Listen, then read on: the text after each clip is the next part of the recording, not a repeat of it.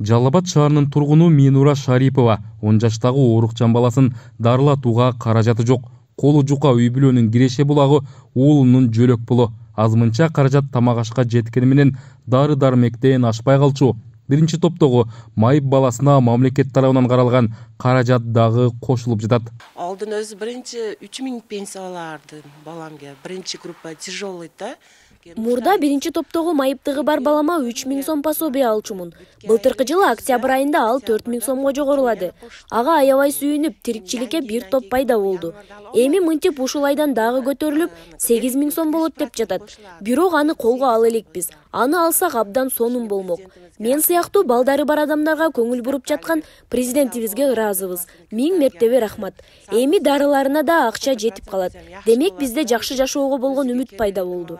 Минуранын баласы сыяктуу ден соолугунан мүмкүнчүлүгү чектелүү балдарга буга чейин ай сайын 4000 сомдон жөлөк пул берилип келсе, октябрь айында 6000, январдан баштап 8000 сомго көтөрүлдү. Майыптыгы бар балдарын үйүндө карап, жумушу жок отурган ата-энелер үчүн бул чоң колдоо болгонун белгилешет. Ошке барып, лечениясыга нема кылдырып келардым да, дары-дармонага. Ашыга энди азыр көпайды анча. Баламы Ош шаарына барып дарылантып келчүбүз. Кээде акчабыз жок, бара албай калган күндөрүбүз болгон.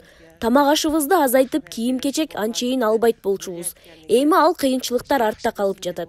Россияга барып баламы дарылантууга үмүт бар экен. Ошого колу ачык адамдар болсо, балама жардам берип койсо дейбиз. Биринчи, экинчи, үчүнчү топтогу мүмкүнчүлүгү чектелген жарандарга, биринчи топтогуларга октябрга чейин 6000 болсо, алардыкы да 8000ден болду. Экинчи топтогу бала кезинен майыптарга 6600, үчүнчү топтогуларга 5400 болуп калды. Андан кийин ден соолугу мүмкүнчүлүгү чектелүү адамдар. Бала кезинен эмес, булар атайын бөлүнөт булар дагы. Булардыкы биринчи группалардыкы 2500, 2000, 1500 болуп ошентип бөлүндү. Ал эми ата-энесинин экөөнөн тең ажырагандарга биринчи январдан тартып 6000 сом. Ал эми бирөөсүнөн ажырагандарга 2000 сомдон болуп өзгөртүүлөр киргизилди.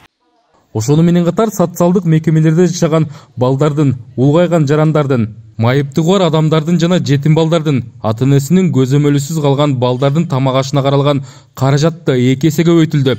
Буга чейин бир баланын тамак ашына күнүнө 110 сом бөлүнүп келсе, бул сумма 2 эсе жогорулатылды.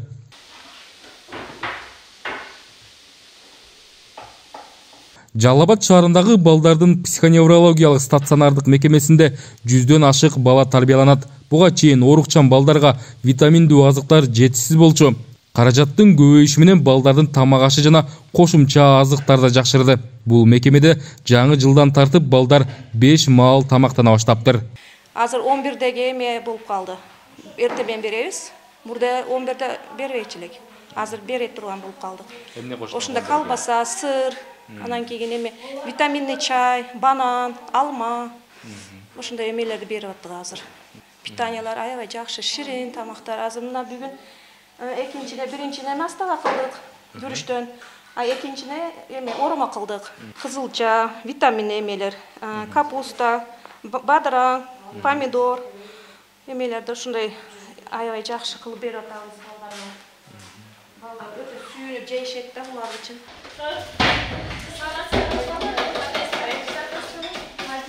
Жөлөк пулдар жана социалдык мекемеде жашоочулардын тамак ашына каражаттар акыркы 10 жылдан бери мынчалык деңгээлде көтөрүлгөн эмес. Бул демилгелердин баары бюджеттин кирешесинин өсүүсүнөн улам бийликтин аракети менен аткарылып жатат.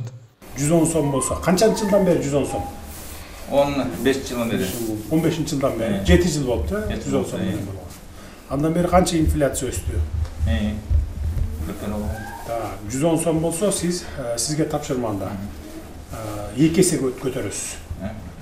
Өлкөдө 195 миңден ашык мүмкүнчүлүгү чектелген адам бар. Алардын 6000дейи социалдык мекемелерде жашайт. Президент Садыр Жапаров өткөн жылдын 3-декабрында Чүй облусунун Беловодский айылындагы балдардын стационардык мекемесине барып, балдардын тамак ашы менен таанышкан соң ага бөлүнүүчү каражатты көбөйтүүнү тапшырган. Мындан сырткары бул жылдан тартып аз камсыз болгон үй бүлөлөргө электр энергиясына тарифтер 50 тыйынга түшүрүлдү. Руслан Калматов, Шерзат Эгембердиев, 7 канал.